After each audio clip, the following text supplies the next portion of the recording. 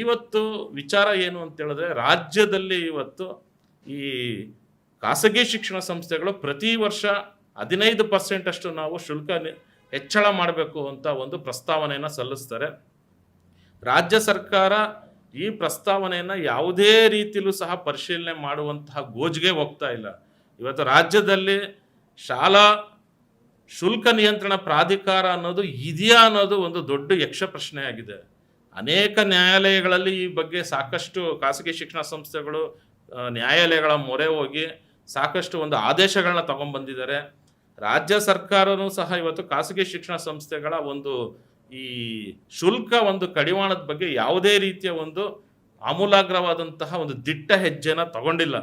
2018ಕ್ಕಿಂತ ಮುಂಚೆ ಅನೇಕ ಜಿಲ್ಲಾಧಿಕಾರಿಗಳು ಆ ಜಿಲ್ಲಾ ಶುಲ್ಕ ನಿಯಂತ್ರಣ ಪ್ರಾಧಿಕಾರಕ್ಕೆ ಏನನ್ನ ಕಂಪ್ಲೇಂಟ್ ಇದ್ರೆ ಕೊಡಿ ಅಂತ ಅನೇಕ ಜಿಲ್ಲಾಧಿಕಾರಿಗಳು ಅದನ್ನು ಆದೇಶ ಮಾಡ್ತಾಯಿದ್ರು ಆಯಾ ಜಿಲ್ಲೆಗಳಲ್ಲಿ. 2018ರಲ್ಲಿ 19ನೇ ಮೇ ಇಸ್ವಿಲಿ ಶಾಲಾ ಶುಲ್ಕ ನಿಯಂತ್ರಣಕ್ಕೆ ಸರ್ಕಾರ ಒಂದು ಆದೇಶ ಕೊಡುತ್ತೆ.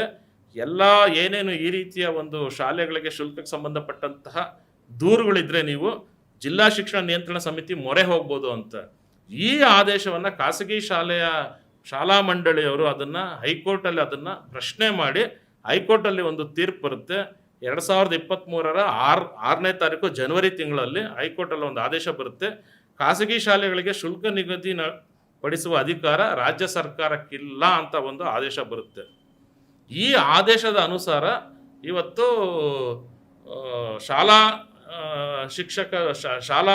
ಖಾಸಗಿ ಶಾಲಾ ಮಂಡಳಿಯವರು ಅವ್ಯಾಹತವಾಗಿ ಇವತ್ತು ನಮ್ಮ ಪೋಷಕರ ಬಳಿ ಅವ್ಯಾಹತವಾಗಿ ಇವತ್ತು ನಿಮಗೆ ಶುಲ್ಕದ ವಿಚಾರದಲ್ಲಿ ಸಾಕಷ್ಟು ದಂಧೆಯಾಗಿ ಮಾರ್ಪಡಿಸ್ಕೊಂಡಿದ್ದಾರೆ ಅಂತ ಹೇಳ್ಬೋದು. 2018ರಿಂದ 23 ತನಕ ವಾದ ವಿವಾದಗಳು ನಡೀತು. ರಾಜ್ಯ ಸರ್ಕಾರ ಸಮರ್ಥವಾಗಿ ವಾದ ಮಂಡನೆ ಮಾಡದಿರ ಇವತ್ತು ಶಿಕ್ಷಣ ವ್ಯವಸ್ಥೆ ಸಂಪೂರ್ಣ ವ್ಯಾಪಾರೀಕರಣವಾಗಿದೆ ಅನ್ನೋದನ್ನ ಹೈಕೋರ್ಟ್ಗೆ ನಿರೂಪಿಸುವುದರಲ್ಲಿ ಸಂಪೂರ್ಣವಾಗಿ ವೈಫಲ್ಯವನ್ನು ಹೊಂದಿದೆ ಅಂತ ಇವತ್ತು ಆಮ್ ಆದ್ಮಿ ಪಕ್ಷದ ಪರವಾಗಿ ನಾವು ಹೇಳಬೇಕಾಗುತ್ತೆ. ಆಮೇಲೆ ಅನೇಕ ಹಂತಗಳಲ್ಲಿ ನಮ್ಮ ಕೆಳ ನ್ಯಾಯಾಲಯಗಳು ಇರ್ಬೋದು, ಮೇಲಿನ ನ್ಯಾಯಾಲಯಗಳು ಇರ್ಬೋದು, ಸರ್ವೋಚ್ಚ ನ್ಯಾಯಾಲಯ ಇರ್ಬೋದು, ಎಲ್ಲ ನ್ಯಾಯಾಲಯಗಳು ಸಹ ರಾಷ್ಟ್ರದಲ್ಲಿ ಶಿಕ್ಷಣ ವ್ಯವಸ್ಥೆ ಯಾವುದೇ ಕಾರಣಕ್ಕೂ ವ್ಯಾಪಾರೀಕರಣ ಆಗಬಾರ್ದು ಅನ್ನೋದನ್ನು ಸಾಕಷ್ಟು ಮಜಲುಗಳಲ್ಲಿ ಅದನ್ನು ತಮ್ಮ ಆದೇಶಗಳನ್ನು ಹೊರಡಿಸಿದೆ. ಆದರೂ ಸಹ ರಾಜ್ಯ ಸರ್ಕಾರ ಎಲ್ಲಿ ವೈಫಲ್ಯಗೊಂಡಿತು? ಈ ರೀತಿ 2023ರ 6ನೇ ತಾರೀಕು ಜನವರಿಯ ಈ ಆದೇಶ ಬರೋಕ್ಕೆ ರಾಜ್ಯ ಸರ್ಕಾರದ ಸಂಪೂರ್ಣ ವೈಫಲ್ಯ ಇದರಲ್ಲಿ ಅಡಗಿದೆ. ತದನಂತರದಲ್ಲಿ ಇವರು ಆ ಆದೇಶವನ್ನು ತೆರವುಗೊಳಿಸೋಕ್ಕೆ ಯಾವುದೇ ರೀತಿಯ ಕ್ರಮ ತಗೊಂಡಿಲ್ಲ ಅನ್ನೋದು ನಾವು ಆಮ್ ಆದ್ಮಿ ಪಕ್ಷದ ಒಂದು ಪ್ರಮುಖವಾದಂತಹ ದೂರಾಗಿದೆ. ಎಲ್ಲೋ ಒಂದು ಕಡೆ ರಾಜ್ಯ ಸರ್ಕಾರನೂ ಸಹ ಖಾಸಗಿ ಶಾಲಾ ಆಡಳಿತ ಮಂಡಳಿಗಳ ಜೊತೆ ಕೈ ಜೋಡಿಸಿ ಈ ರೀತಿಯಾದಂತಹ ಒಂದು ವ್ಯವಸ್ಥೆಗೆ ಇವತ್ತು ಸಾಕ್ಷೀಭೂತರಾಗ್ತಾ ಇದ್ದಾರೆ ಅಂತ ನಾವು ನೇರವಾಗಿ ಆಪಾದನೆ ಮಾಡಬೇಕಾದಂತಹ ಪರಿಸ್ಥಿತಿ ಇದೆ. ಇವತ್ತಿನ ಕಾಂಗ್ರೆಸ್ ಸರ್ಕಾರ ಇರ್ಬೋದು, ಈ ಹಿಂದಿನ BJP ಸರ್ಕಾರ ಇರ್ಬೋದು, ಅದಕ್ಕಿಂದಿನ JDS ಸರ್ಕಾರ ಇರ್ಬೋದು, ಎಲ್ಲ ಸರ್ಕಾರಗಳು ಸಹ ಇವತ್ತು ಖಾಸಗಿ ಶಾಲಾ ಆಡಳಿತ ಮಂಡಳಿಗಳ ಜೊತೆ ಕೈ ಜೋಡಿಸಿ ಪೋಷಕರಿಗೆ ಸಂಪೂರ್ಣವಾಗಿ ಈ ವಸೂಲಿ ದಂಧೆ ಪೋಷಕರಿಂದ ತಪ್ಸಕ್ಕೆ ಇವ್ರ ಕೈಲಿ ಸಾಧ್ಯ ಆಗ್ತಾ ಇಲ್ಲ. ಇದಕ್ಕೆ ನಿಮಗೆಲ್ಲ ಒಂದು ಸ್ಪಷ್ಟವಾದಂತಹ ಒಂದು ನಿದರ್ಶನಗಳು ನಮ್ಮ ಕಣ್ಮುಂದೆನೇ ಇದೆ. ರಾಜ್ಯದಲ್ಲಿರುವ ಎಲ್ಲ ರಾಜಕಾರಣಿಗಳದ್ದು ಶಿಕ್ಷಣ ಸಂಸ್ಥೆಗಳಿದೆ. ಆ ಹೆಸರುಗಳು ನಮ್ಮ ಹತ್ರ ಪಟ್ಟಿನೇ ಇದೆ. ಯಾವ ಪ್ರಮುಖ ರಾಜಕಾರಣಿಗಳದ್ದು ಯಾವ ಪ್ರತಿಷ್ಠಿತವಾದಂತಹ ಶಾಲಾ ಶಿಕ್ಷಣ ಸಂಸ್ಥೆಗಳನ್ನ ನಡೆಸ್ತಾ ಇದ್ದಾರೆ ಅನ್ನೋದನ್ನ ಇಡೀ ಸಾರ್ವಜನಿಕ ವಲಯದಲ್ಲಿ ಜನಜನಿತವಾಗಿದೆ. ಈ ವಿಚಾರದಲ್ಲಿ ನಾವು ಆಮ್ ಆದ್ಮಿ ಪಕ್ಷ ರಾಜ್ಯ ಸರ್ಕಾರಕ್ಕೆ ಕೇಳ್ಕೊಳ್ಳುತ್ತೆ, ಈಗಲಾದರೂ ಸಹ ಈ ಶೈಕ್ಷಣಿಕ ವರ್ಷದಲ್ಲಾದರೂ ಸಹ ಶಾಲಾ ಶುಲ್ಕ ನಿಯಂತ್ರಣ ಪ್ರಾಧಿಕಾರ ಅನ್ನೋದು ಏನಿದೆ, ಕೋರ್ಟ್ನಲ್ಲಿ ನಿಮ್ಮದು ಆದೇಶಗಳು ಏನೇ ಇರಬಹುದು, ಅದನ್ನು ನೀವು ಕೋರ್ಟ್ನಲ್ಲಿ ಸಮರ್ಥವಾದಂತಹ ವಾದಗಳನ್ನ ಮಾಡಿ ಇವತ್ತು ಪೋಷಕರು ಸಂಪೂರ್ಣವಾಗಿ ಕಂಗಾಲಾಗ್ತಾ ಇದ್ದಾರೆ. ಇವತ್ತು ಕೊರೋನಾ ನಂತರದಲ್ಲಿ ಯಾವುದು ವ್ಯಾಪಾರ ವಹಿವಾಟುಗಳು ಸಂಪೂರ್ಣ ಒಂದು ತಹಬದಿಗೆ ಬಂದಿಲ್ಲ, ಒಂದು ಸುಸ್ಥಿತಿಯಲ್ಲಿ ಇಲ್ಲ, ಮತ್ತು ನಿಮಗೆ ಕೆಲಸ ಕಾರ್ಯಗಳು ಅಷ್ಟೇ ಒಂದು ಗ್ಯಾರಂಟಿ ಇಲ್ದಿರುವಂಥ ಈ ಒಂದು ಸಂದರ್ಭದಲ್ಲಿ ಶಾಲೆಯವರು ಅವ್ಯಾಹತವಾಗಿ 30%ಗಿಂತ ಹೆಚ್ಚಿನ ಮಟ್ಟದಲ್ಲಿ ಇವರು ಇವತ್ತು ಫೀಸ್ ಕಲೆಕ್ಟ್ ಮಾಡ್ತಾ ಇರೋದಕ್ಕೆ ಸರ್ಕಾರ ಯಾವುದೇ ರೀತಿಯ ಒಂದು ಕ್ರಮ ತೆಗೆದುಕೊಳ್ತಾ ಇಲ್ಲ. ಈ ರೀತಿಯ ಬೇಜವಾಬ್ದಾರಿತನ, ಈ ರೀತಿಯ ಒಂದು ಹೊಣೆಗೇಡಿತನ ನಿಮ್ಮ ರಾಜ್ಯ ಸರ್ಕಾರಕ್ಕೆ ಇರಬಾರ್ದು. ಇವತ್ತು ಶಿಕ್ಷಣ ಅನ್ನೋದು ರಾಜ್ಯ ಸರ್ಕಾರಕ್ಕೆ ಯಾವುದೇ ರೀತಿಯ ಲಾಭ ಬರಲ್ಲ ಅಂತ ಆ ಶಿಕ್ಷಣ ಇಲಾಖೆ ಸಂಪೂರ್ಣವಾಗಿ ಇವತ್ತು ಅದನ್ನು ನಿರ್ಲಕ್ಷ್ಯಕ್ಕೆ ಒಳಪಡಿಸಿದ್ದಾರೆ ಎಲ್ಲ ಸರ್ಕಾರಗಳು ಸಹ. ಹಾಗಾಗಿ ಪೋಷಕರಿಗೆ ನಮ್ಮ ರಾಜ್ಯದಲ್ಲಿರುವಂಥ ಪೋಷಕರುಗಳಿಗೆ ಇವತ್ತು ದಯವಿಟ್ಟು ನೀವು ಒಂದು ನ್ಯಾಯ ದೊರಕಿಸ್ಕೊಡ್ಬೇಕಾಗುತ್ತೆ.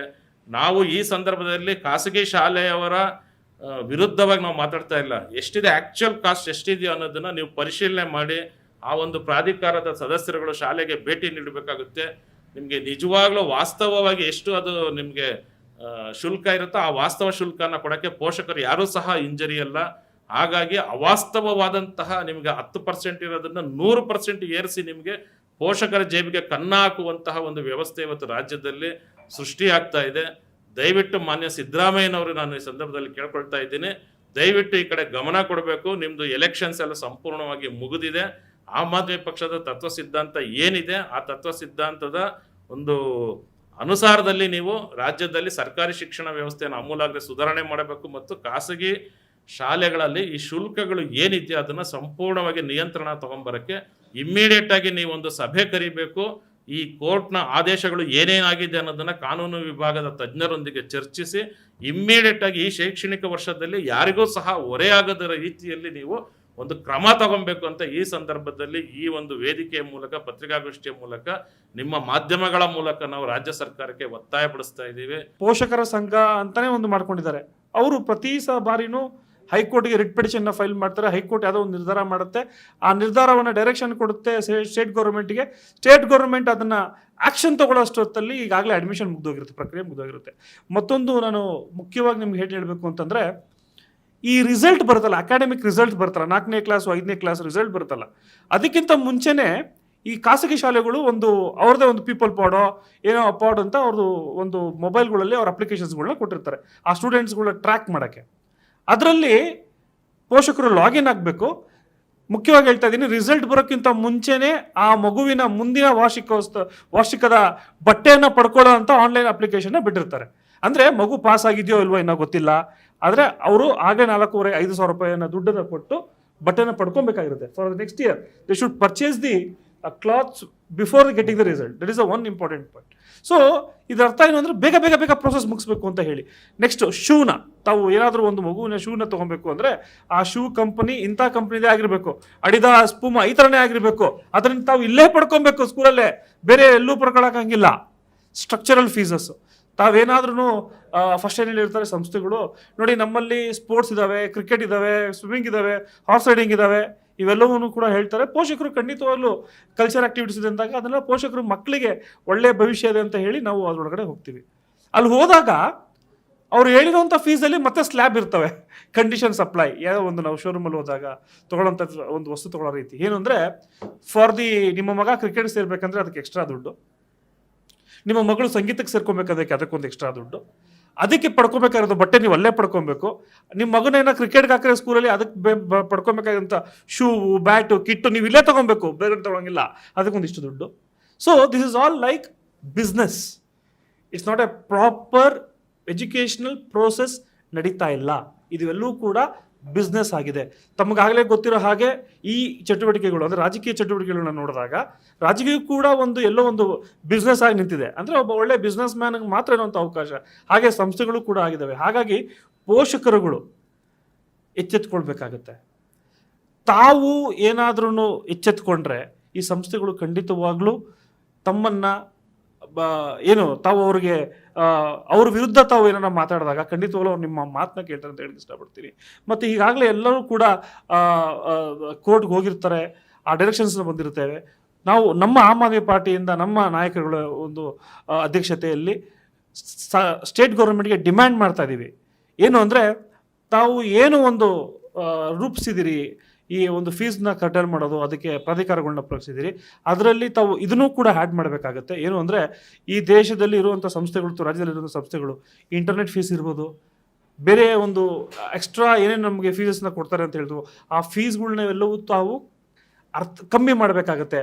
ಅದನ್ನು ಕೂಡ ತಾವು ಇದನ್ನು ಮಾಡಬೇಕಾಗತ್ತೆ. ಇಲ್ಲಾಂದರೆ ಇದು ಸಬ್ಸ್ಟ್ಯಾನ್ಷಿಯಲ್ ಆಗಿ ಎಷ್ಟು ಚೆನ್ನಾಗಿ ಮಾಡ್ತಾರೆ ಅಂದರೆ, ಸ್ಟ್ರಕ್ಚರಲ್ ಫೀಸ್ ಬೇರೆ, ಇಂಟರ್ನೆಟ್ ಫೀಸ್ ಬೇರೆ, ಅಕಾಡೆಮಿಕ್ ಫೀಸ್ ಬೇರೆ ಅಂತ ಹೇಳಿ ಹೈಕೋರ್ಟ್ ಡೈರೆಕ್ಷನ್ನೇ ಕೂಡ ಕನ್ಫ್ಯೂಸ್ ಮಾಡೋ ರೀತಿಯಲ್ಲಿ ಸಂಸ್ಥೆಗಳು ಇವತ್ತು ಮಾಡ್ತಾ ಇದ್ದಾವೆ.